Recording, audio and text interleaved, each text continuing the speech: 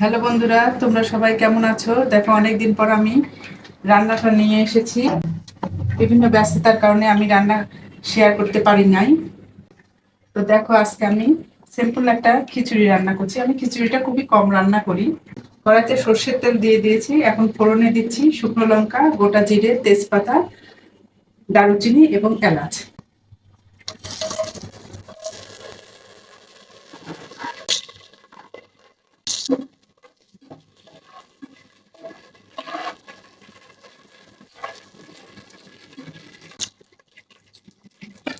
এবং ভাজা হয়ে গেছে। আমি দেখো দুই রকমের ডাল নিয়েছি, মুগ ডাল এবং মসুর ডাল।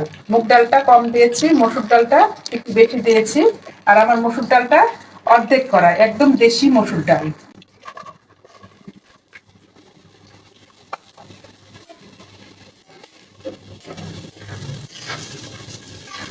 ডালগুলো আগে একটু ভেজে নেব।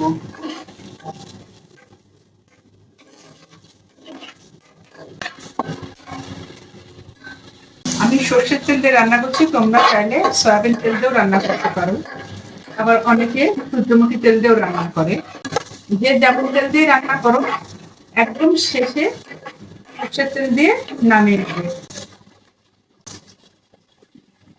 এখন আমি এর মধ্যে দিয়ে দিচ্ছি কুচানো পেঁয়াজ আর সামান্য রসুন।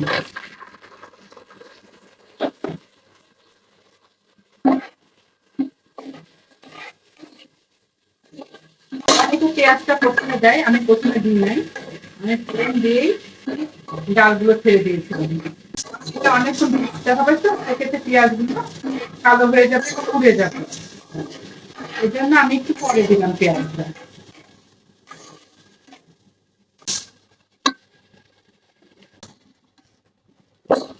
সামান্য ভাজা ভাজা হয়ে গেছে, এখন আমি এর মধ্যে দিয়ে দিচ্ছি 1 চামচ আদা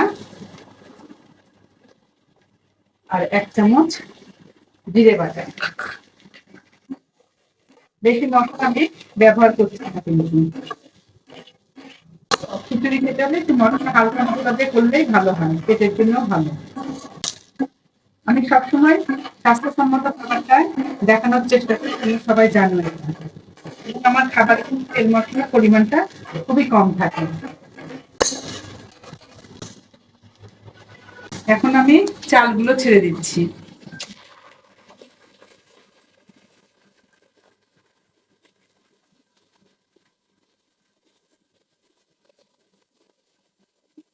এটা কিন্তু পোলাও চাল না, সাধারণ ভাতের চালটা দিয়ে আমি কিন্তু খিচুড়িটা করছি।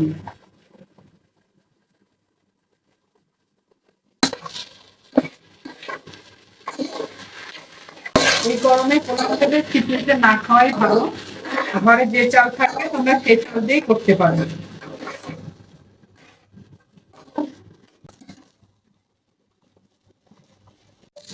এখন আমি দিয়ে দিচ্ছি পরিমাণ মতো হলুদ গুঁড়ো। আর লবণটা আমি জলের সাথে দেবো, জল দেওয়ার সাথে সাথে লবণটা দিয়ে দিবি। সেক্ষেত্রে লবণটা ভালোভাবে মিক্সড হবে।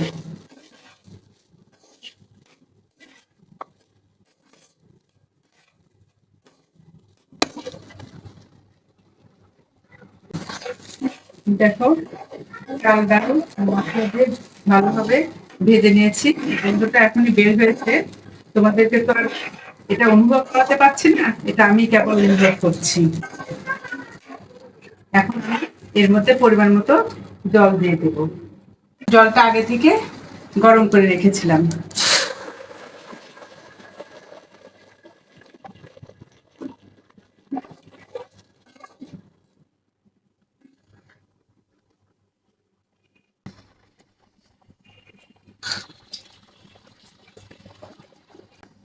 এখন আমি স্বাদ মতো লবণ দিয়ে দিচ্ছি। আর দিয়ে দেবো কয়েকটা কাঁচা লঙ্কা চেরা।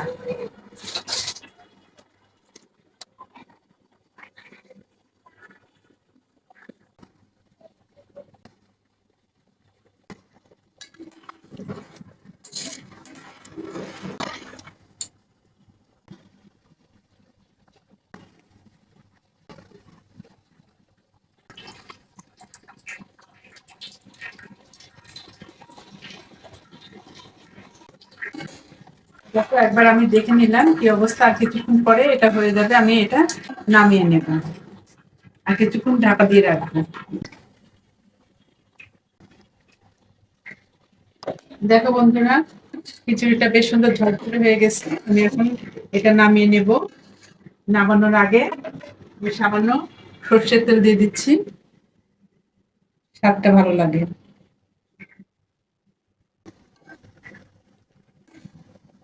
আমার রান্না শেষ। আমার রান্নাটা শেষ, সর্ষের তেলটা মিশে গেলে আমি এটা নামিয়ে নিব। এখন আমি এটা ঢেকে দিচ্ছি।